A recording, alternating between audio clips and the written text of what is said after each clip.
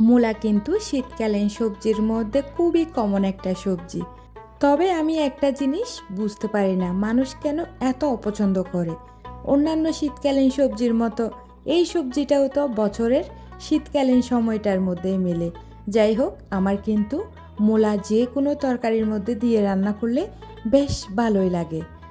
এর মধ্যে সবথেকে অন্যতম হচ্ছে মূলা ভাজিটা। চলুন আপনাদেরকে রেসিপিটাও শেয়ার করি।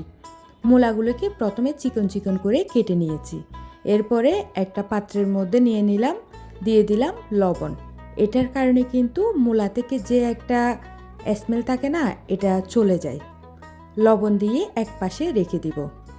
এরপরে আমি অন্যান্য কাটাকুটি যেটা করার ওটা করে নিব। পেঁয়াজ কেটে নিচ্ছি, একদম চিকন চিকন করে পেঁয়াজগুলো কেটে নিয়ে নিলাম। তারপরে 2টা মতো কাঁচামরিচ দিয়ে দিব। কাঁচামরিচগুলোকেও ফালি করে নিয়ে নিচ্ছি।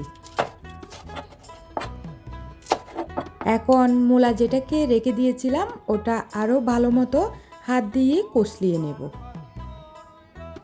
তারপরে পানি দিয়ে ভালোভাবে এটা ধুয়ে নেব।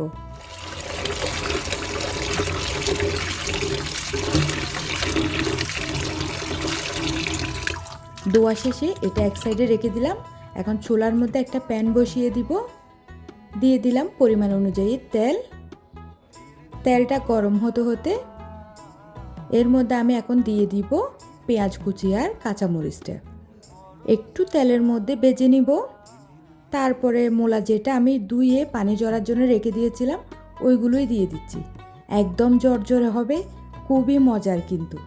দিয়ে দিচ্ছি 1 চিমটি পরিমাণের হলুদের গুঁড়া, 1 চিমটি পরিমাণের মশলা। তারপরে লবণের পরিমাণটাও খুবই কম দিয়েছি, কারণ আমি মূলাটা যখন কেটে রেখে দিয়েছিলাম তখন লবণ দিয়ে এটা রেস্টে রেখেছিলাম। ওটার কারণে মূলার মধ্যে কিন্তু পর্যাপ্ত পরিমাণের লবণটা ঢুকে একেবারে মূলাটা সফট হয়ে আসে।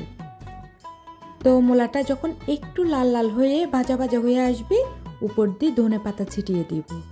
এত মজা হয় এই মূলা ভাজিটা, আমি যদি মুখে বলি এটাতে আপনারা কখনো বুঝতে পারবেন না। যদি কখনো সময় হয় তাহলে এইভাবে করে মূলা ভাজি করে গরম গরম ভাত দিয়ে খাবেন, খুবই মজা। যাই হোক, রেসিপি ভালো লাগলে লাইক কমেন্ট করে জানাতে পারেন।